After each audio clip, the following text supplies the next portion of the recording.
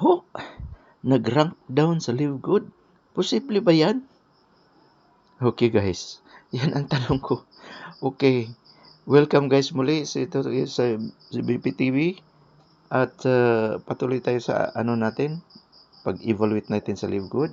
Okay, at kung bago ka pa sa channel na to guys, ay mangyari pa lamang is please don't forget to like, share, and subscribe, and pindutin mo na rin ang bell or button dahil marami tayong mga upcoming videos guys for something new.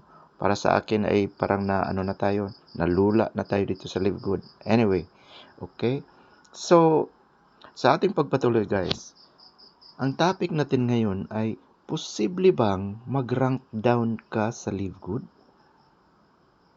Oh my goodness. Dahil nung mag-join tayo guys, ano ba mga expectations natin? Marami tayong expectations, di ba? Tanungin ko kayo guys, lahat ba nung mga expectations nyo natupad ba dito sa Live Good? Na unang-una, nakikita tayo ng malaking pera dito sa Live Good? Okay. Isa sa mga promise guys ay ito at ini-expect natin, nakikita tayo ng malaking dollars, 2,047 even, okay? Without even inviting a single person to join Live Good. Dahil yan naman na ang sinasabi dito sa Live Good, okay? So yan ang expectation natin. Okay, isa rin ang mga expectation natin na as time goes by, mag-rank up tayo guys. Mula unrank, papuntang bronze level, papuntang silver, gold, platinum, at hoping na magiging diamond din tayo katulad ng mga uplines natin. Okay? Now then, so ano pa mga expectation natin? So ito ang natural progression guys na mag-rank up tayo as time goes by. Okay? Na halimbawa, kung meron kang 2 directs, magiging bronze ka. Kung meron kang 20 downlines and above, silver ka na. At kung 100 more, gold, and so on. Okay? Yan ang natural progression at yan ang expectation natin, guys. Okay? So, ano nangyari? Bakit meron nag-rank down? Okay. Tinanong nyo ba, guys? Sino ba yung nag-rank down? Okay? Meron bang na-rank down sa Live Good?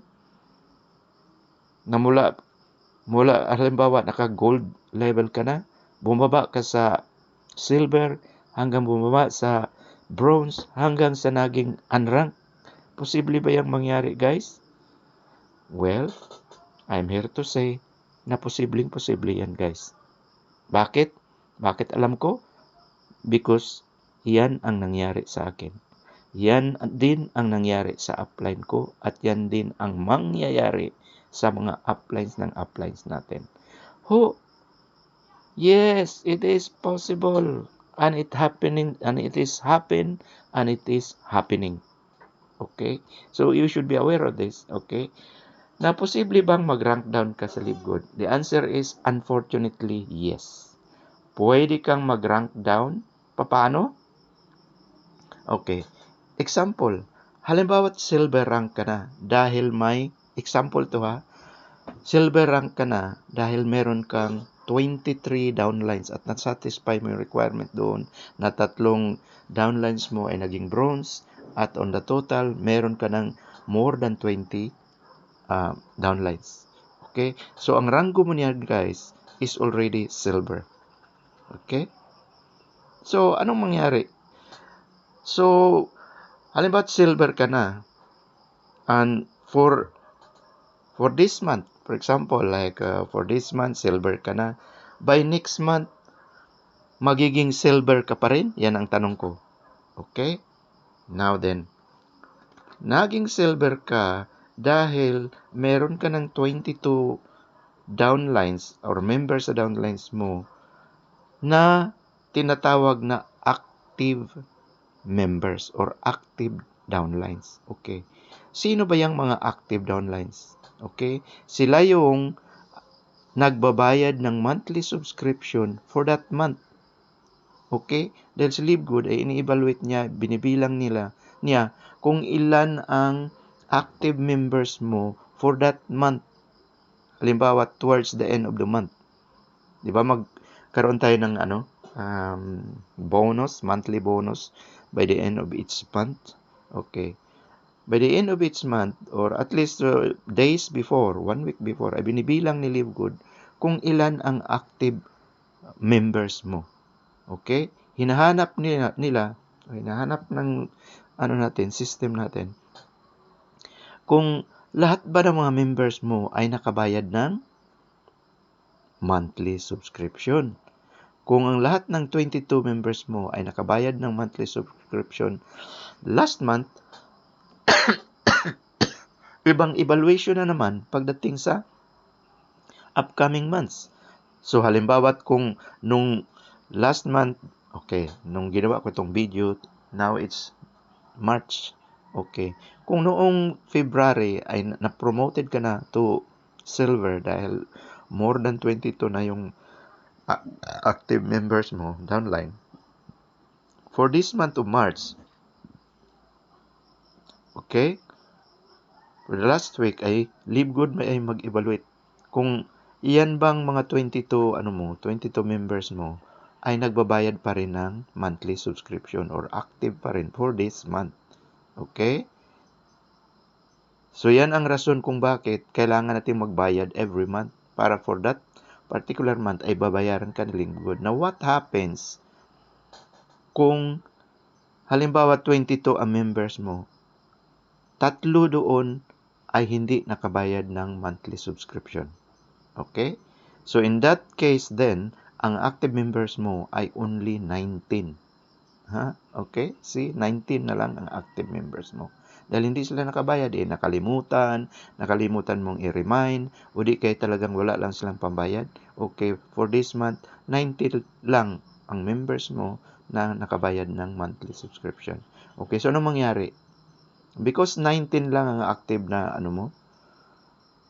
kulang na ito sa requirements na 20 members in your team para magiging silver level ka. Okay, so what happens for this particular month, demoted ka. You're back to bronze level. At ang mangyari for this particular month, babayaran ka lang ni LiveGood as a bronze level. At alam nyo naman kung anong implication yan. Okay? Ikita ka lang up to the second level ng mga downlines mo. Yung mga kita ng third and fourth downlines mo, third level, ay wala ka nang kikitain mula doon. So, posibleng down rank ka instead na up rank, okay?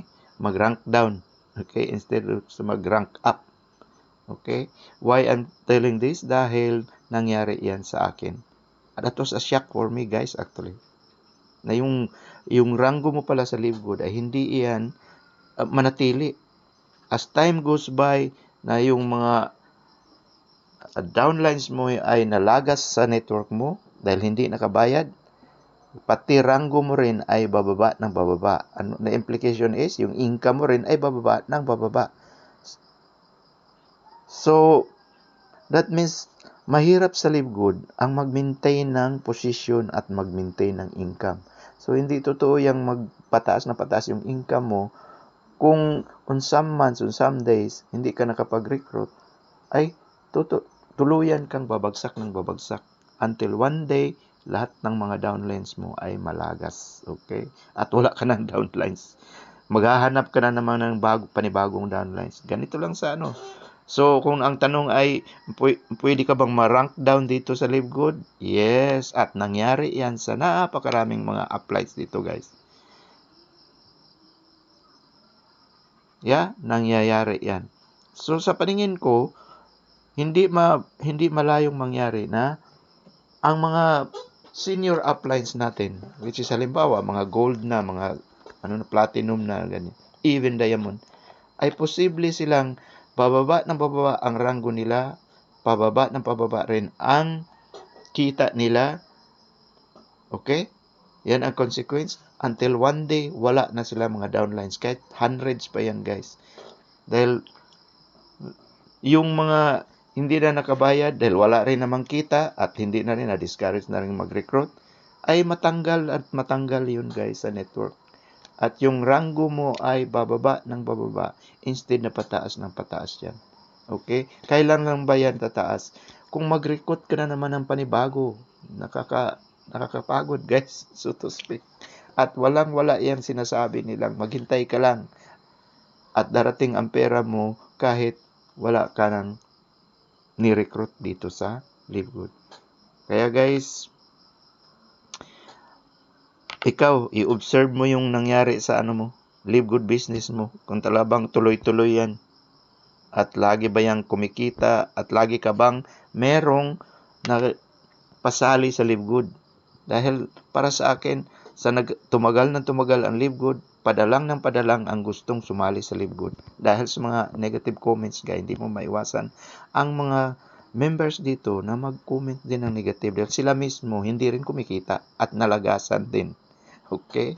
Kung ikaw ngayon nakinig ay hindi pa nangyari yan sa'yo, then expect na ganyan ang mangyari sa'yo the moment na hindi ka na makapag-recruit dahil busy ka, dahil meron kang ginagawa, o dahil lang sa mahirap na mag-recruit. Ganun. So, sa totoo lang guys, ay naghanap na ako ng ibang mapagkakitaan, ibang mga side hustles, ibang racket na naman. At hopefully, may makita ako at yun na ang content ng mga video ko guys on the next episodes. Hindi na Livegood ang content ng ko, unfortunately. But kung ikaw ngayon ay Livegood member at nakikinig ka sa mga videos ko na ganito, don't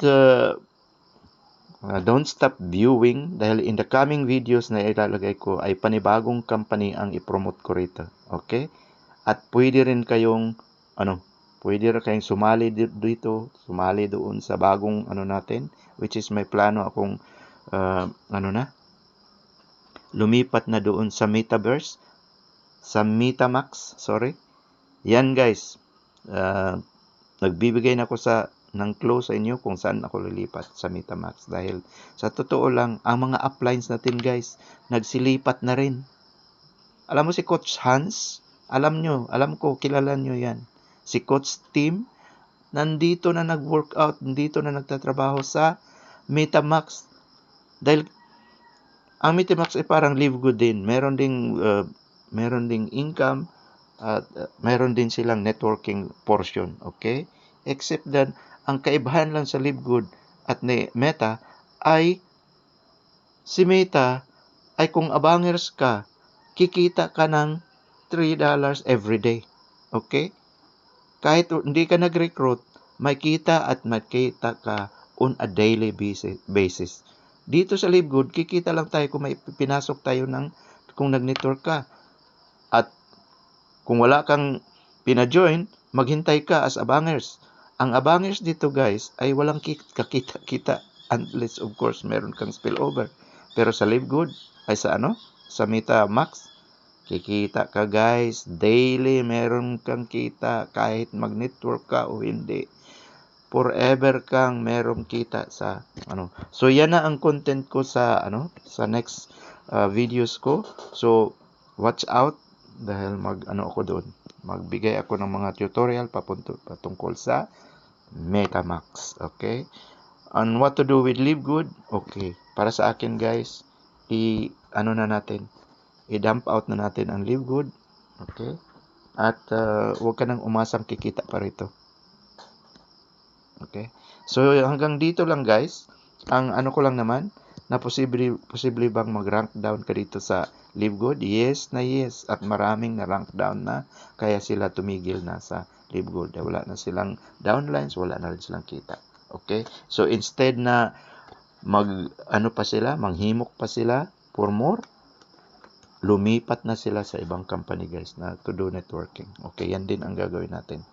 Okay? So hindi ko na sabihin see you on the top dahil hindi tayo magkita sa top ng Livegood.